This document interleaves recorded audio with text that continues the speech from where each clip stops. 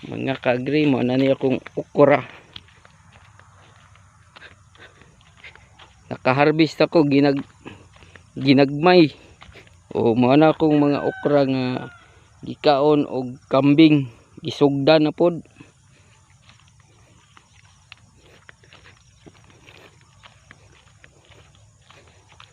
Magsugod na pod tag guna ani. Dito sa pikas wala pa nasugdan og guna.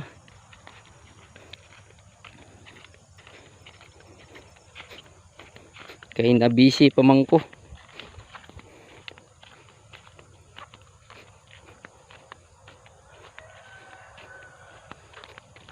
Mao to ang